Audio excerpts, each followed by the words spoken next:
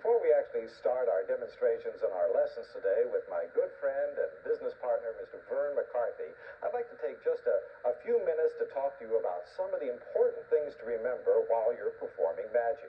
These are basic rules that have been in the magic world for, well, decades, centuries probably, and they still work as well today as they did a long time ago. Now, of course, rules are made to be broken, but if you follow these few simple ideas, your performance will always be better and people will respect you as a magician. The first rule is never perform same trick for the same person on the same day. Now, why is that? Well, because if you do, when you perform a magic trick, people don't know what the climax is. They don't know what the final effect will be. And so it all comes as a surprise to them. But if you do the same trick twice, or worse yet, 3 or 4 times, they'll start picking it apart as you're performing, and they'll start looking to see, well, what is it he did to bring this effect about? And once that happens, they'll discover your secret, and that's the last thing that you want to happen. Remember, too, that magic is all about acting. The very best magicians are the very best actors. So practice your effects. Get in front of a mirror if you like, or practice them with a good friend who will tell you where you need to improve, perhaps, in your performance. Always have enthusiasm or an air of mystery about you as you perform your magic, and it will not only be good magic, but it'll be good entertainment, too. And finally, never reveal the secrets to your magic tricks. If you do, they won't want to see your magic trick again because they'll already know what happens. And number 2, you run the risk that they'll tell everybody they know how you did your trick. Magicians have been keeping secrets for a long, long time, and it's important that you continue that tradition. Well, that's it. Just a few hints on how to do a good job in performing any magic trick you set about to learn. And here's Verne. And Verne, this is a wonderful illusion called fire alarm. It involves real fire. And because of that, we want to remind our viewers that this trick is not intended or recommended for children. 18 years of age or under, don't be doing this kind of magic. Okay, let's see a demonstration of fire alarm. Great recommendation, Dave. If I could get you, please, to light one of those matches. Oh, okay, I have one right here. I've got a little ball here. I'd just like you to light it on fire for me. Okay, there you go. Just like that. If you put the match out, and if I could borrow your hand, please. Sure. You just hold it right over the top of that. Does that feel like real fire? Yeah, sure does. As a matter of fact, it is. The neat thing about this is you can hold it in either hand like this. You can do this if you want with it. Wow. You can light cigarettes with it. You can light candles. You can even go like this. And it's good to the last drop. Oh, for heaven's sakes. Isn't that great? That's incredible. That has to hurt. Not at all. If you do it right, it doesn't hurt one bit. Okay, but show us how you do it, Brian. Sure, I'll be glad to. Okay. First of all, you need a few pieces of equipment, which you get. Let me take this out of my mouth. Okay. What you get with the equipment is this liquid called fire alarm. Right. And you also get a number of cotton balls. Now, you never want to tell your audience that you're using cotton balls. Just refer to it as a ball or a ball of fire. If you ever run out of these and get your own, make sure you get true cotton. Don't get synthetic cotton, because synthetic cotton melts. To start with, tear the ball in half. Right. And that's the right size to make one of these with. Put it in a little plate. Pour some of your fire alarm liquid on it. And then you're going to squeeze most of it out. You got that really saturated right now. Really saturate it, and then squeeze most of it back out. And as you do so, constantly roll the ball in your hand so it stays round. Okay, so it's important that you really squeeze most of this material out, right? Exactly. You want it almost all out, frankly. When I'm done, there's about 7 drops in it, but it's completely saturated. Right. You'll know that you have it right when the ball starts to look a little bit white.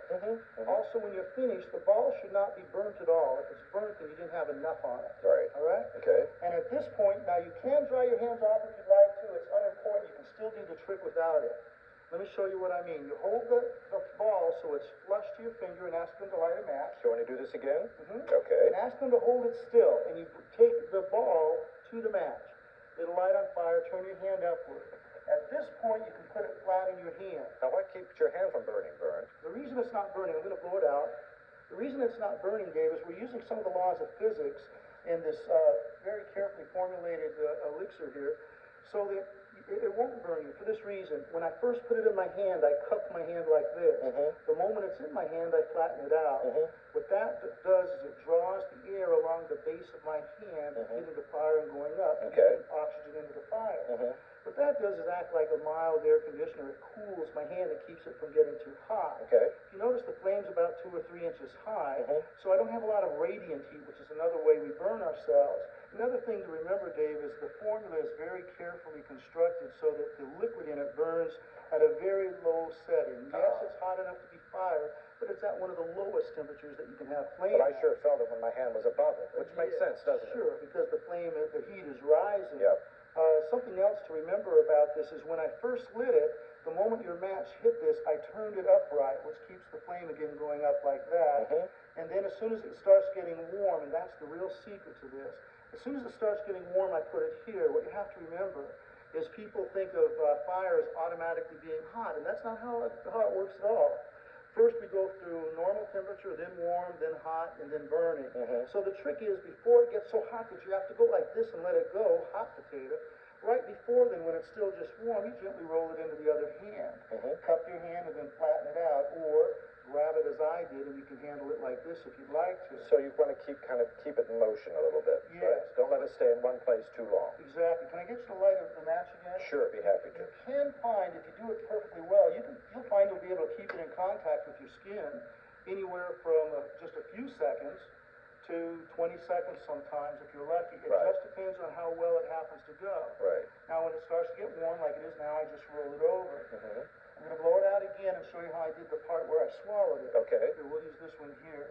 It works this way. You stick your tongue all the way out. Mhm. Make sure you tip your head back because the heat rises, and just like it warmed your hand, it'll burn your nose or your lip. Mhm. So you tilt your head back, stick your tongue all the way out, and balance this on the tip of your tongue. Like that. Now then, what you do is as soon as you pull it into your mouth and close your lips, it'll go out that quickly. Right. And I just tucked it into the side of my cheek, Mhm. pretended I was swallowing, and then patted my tummy, good to the last drop.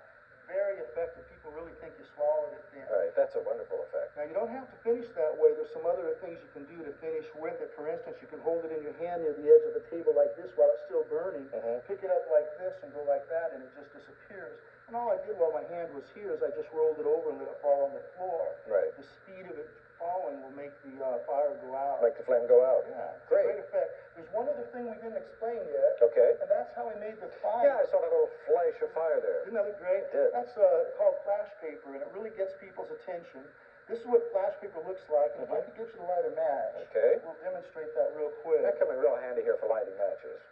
Okay, here we go. Just touch anything hot to flash paper, and it'll burn just that quickly. Isn't that great? And it leaves no residue. Right. So all I did is I had a piece of it palmed in my pocket, or in my pocket, and then I palmed it at one point, and then just let it loose. And the audience, when they watch that, really think that's part of the fire that came from this, as opposed to something else you're introducing. Sure, we should mention that flash paper, of course, is available at all the Magic Mac stores and any other magic shop around the country. That's right. Hey, that's a wonderful illusion, Verne. It's very impressive. Isn't it great? You know, this is the kind of thing that you're either attracted to it as a performer or you're not. The first time you do it, it's got to be a little bit scary. Yes, and I recommend the first time you try it, you go into the bathroom at home, turn the water on cold in the tap, and that way you'll feel a little more comfortable if you start to get too warm or burn yourself. Get your hands under the water right away. It gives you a lot of confidence. That's a good idea. So just do it right there on top of the vanity in the bathroom. Sure. And that way you have some cold water right there in case you And need no it. disturbances or interruptions. Right. So again, folks, this is a trick that the user assumes a responsibility for when he or she decides to perform it. It looks very impressive, but it isn't as dangerous as it looks. It's called fire alarm, and Verne, that was wonderful.